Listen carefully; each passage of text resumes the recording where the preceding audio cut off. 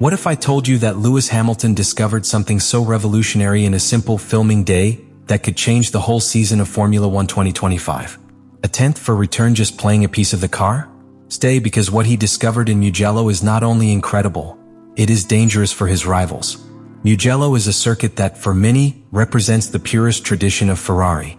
Property of the Scuderia for decades, this Tuscan route has become a private sanctuary to experience ideas that in other parts of the calendar would be impossible to apply with stealth. It was there, amid the summer heat of the month of July and a few days after the Belgian GP, where Ferrari executed an operation calculated to the millimeter, far from the media radar. Officially, it was a simple filming day, a 200-kilometer day enabled by the regulation to capture promotional images. But in practice, Mugello became a high-secret laboratory. Under the excuse of recording SF25 plans with the new decoration, Italian engineers took a technical concept that had been working from the GP of Spain, a deep reconfiguration of the rear suspension of the car. The modification was not a mere geometry adjustment, but an integral redesign of the anchor points of the upper trapeze. Instead of connecting it in the usual area of the rear frame, several millimeters was relocated below, directly on the gearbox housing. This not only altered the kinematics of the suspension, but opened new possibilities for aerodynamic airflow management to the diffuser. These types of changes are not trivial. A calculation error can generate instability or even structural breakage, so Ferrari resorted to a battery of high-frequency sensors strategically placed in the new anchor points.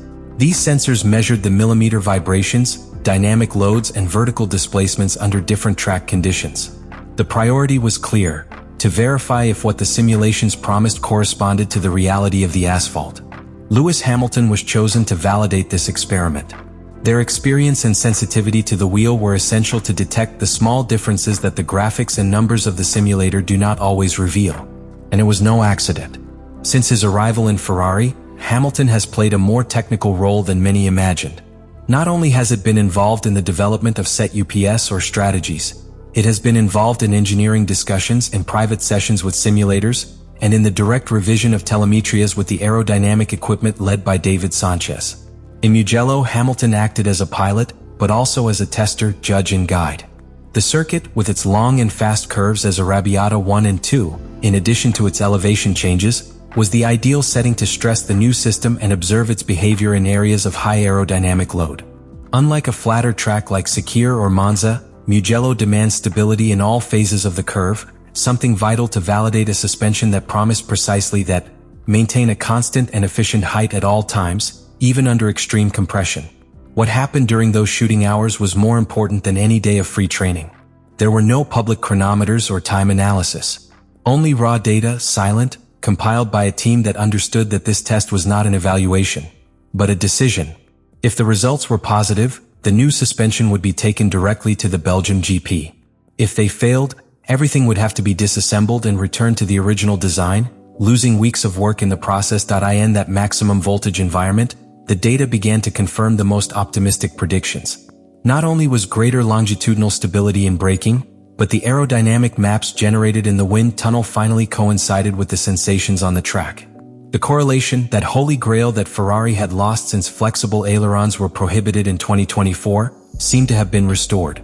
In that context, what Lewis Hamilton discovered in Mugello is not just an advance. Thanks to the new lowest anchor of the rear suspension of the Ferrari SF25, something that until then was believed impossible was validated. To roll 6 millimeters lower with the rear train without relenting phenomena or fast curved instability phenomena. In terms of engineering, that is a revolution. Those 6 millimeters are not a simple aesthetic adjustment. They represent a structural change that completely transforms the aerodynamic platform of the car. By reducing the height of the rear axle, the airflow that passes under the car becomes more laminar, more orderly, faster. The rear diffuser, which is the true invisible engine of the soil effect, works with greater negative pressure.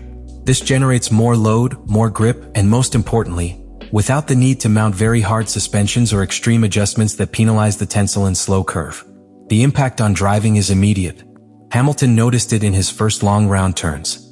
Instead of having to adapt your style to a rigid, nervous, and sensitive car as in its debut in Melbourne, the SF25 with the new suspension offered something different: trust. He could enter the high-speed curves as in Suburban without the rear axle lost traction. He could stop later, keep more speed on the vertex, and go out with more thrust without sacrificing stability. For the first time since he signed with Ferrari, he felt that the car was responding exactly as he wanted. But beyond the sensations, the data confirmed the dimension of this finding. The sensors installed in the rear train revealed a significant reduction in vertical oscillations in high load. This means that the car can not only remain lower, but that height remains stable even in strong braking or sudden weight transitions, something fundamental for circuits such as Spa, where each change of elevation can ruin a badly calibrated adjustment. Another crucial technical aspect is the interaction between suspension and tires. By allowing a lower configuration without hardening the docks, Ferrari managed to reduce the thermal fatigue of the rear rubber.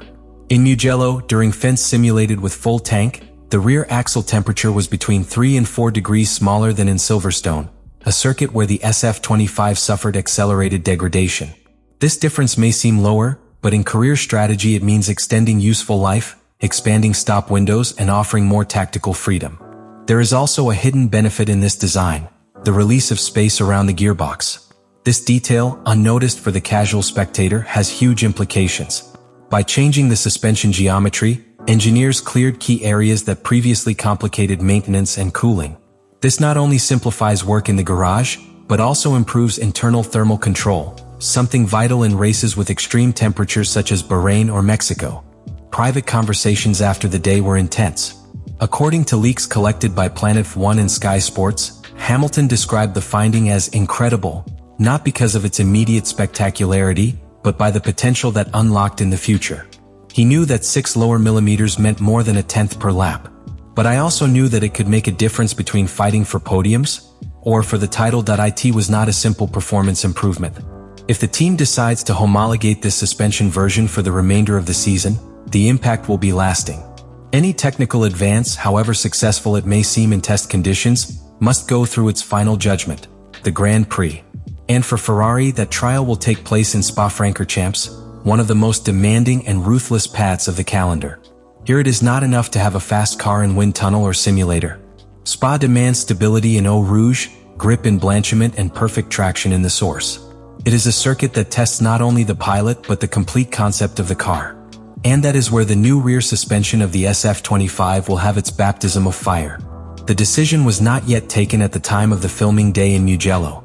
Ferrari needed to evaluate whether the data collected were enough to standardize the final piece before the Belgium GP. The doubts were reasonable. The mileage was limited to 200 kilometers, and although the behavior had been positive, the weather conditions were not ideal. Intermittent rains during filming complicated long batches. However, Hamilton's direct feedback and the positive correlation between simulator and track inclined the balance towards only one direction: run with the new suspension. Therefore, the real challenge for Ferrari is not only to maintain the technical advantage that seems to have discovered, but to integrate it into an operational ecosystem that is still in the process of construction. The arrival of Hamilton has accelerated some internal processes, especially in terms of simulation and track feedback, but Ferrari still drags certain structural vices that must be corrected if they want to capitalize on this progress. Jacques Clear, veteran track engineer and a weight figure in Maranello's technical bosom, has been one of the most insistent voices in favor of this change. His history with Hamilton and Mercedes gives him special credibility within the team. He knows better than anyone, which means making a performance leap in full season. And he is convinced that the modified suspension is not only a specific solution for SPA, but a platform on which the rest of the car development can be redesigned for the remainder of the year. It is not only a return per return. This is consistency, to create a stable base on which to build the true potential of the SF25. In that sense, Spa will not be just a race. It will be a real-time trial with points at stake, with the championship in tension, and with the eyes of the paddock fixed in a red car that, to function as expected, can alter the balance of technical power in 2025. But the road is far from finishing. What is coming is even more difficult. Media attention, the pressure of the results, the political resistance within the paddock, and the regulatory adjustments can threaten to stop this evolution. Every weekend, each training, each batch of simulator will be one more test to see if Ferrari can sustain this transformation without falling into their old mistakes. Therefore, if you are a fan of Formula One, do not lose sight of what happens in Spa-Francorchamps. Because beyond what the chronometers say, it will be the scenario where the maturity of a team and the ambition of a pilot who does not make up with his past will be tested. A pilot who, after breaking all records, has decided to embark on the most difficult mission of his career, resurrect Ferrari. And now it's your turn. Do you think this change in the suspension can really alter the course of the championship? Are we facing the birth of a new red era led by Hamilton? Leave me your opinion.